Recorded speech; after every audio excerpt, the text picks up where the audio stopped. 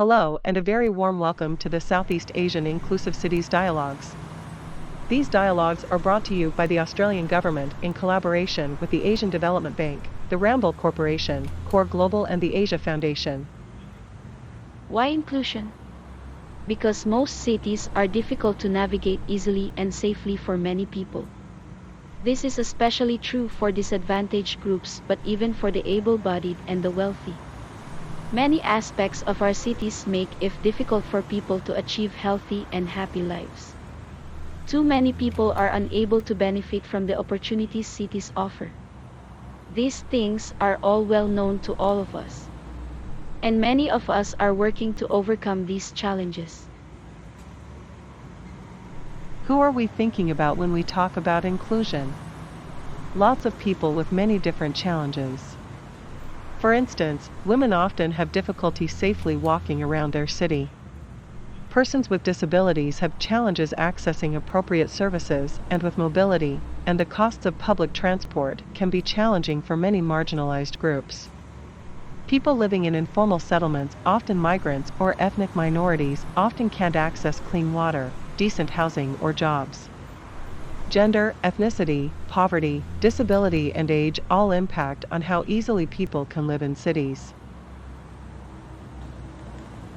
So where to start? One challenge in thinking about urban governance is that we tend to divide problems into the areas of different sectoral ministries or government agencies. For example, transport, or education, or health or employment, waste management problems and more. But people don't live their lives in these issue or sector silos. So, instead, we start with the perspectives of disadvantaged groups themselves. Making cities more inclusive requires us to start from the lived experience of disadvantaged groups. We need to understand the different experiences of cities and what the core problems are for those who struggle as urban residents.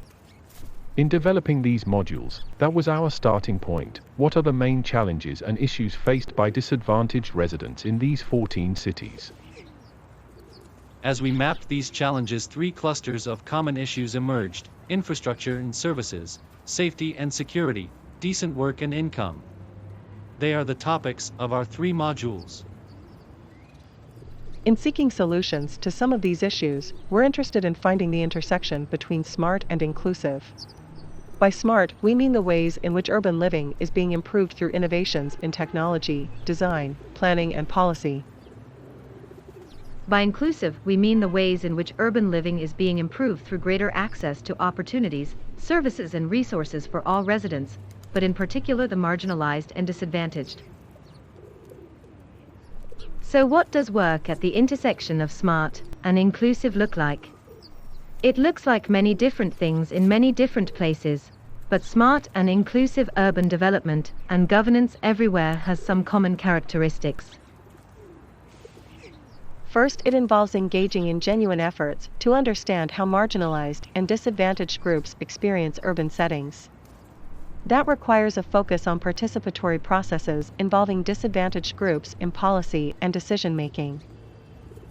It also requires a commitment to action on tackling inequalities reinforced or perpetuated through existing policies, laws and regulations, as well as committing to plan cities that enable all groups to participate equitably in urban life.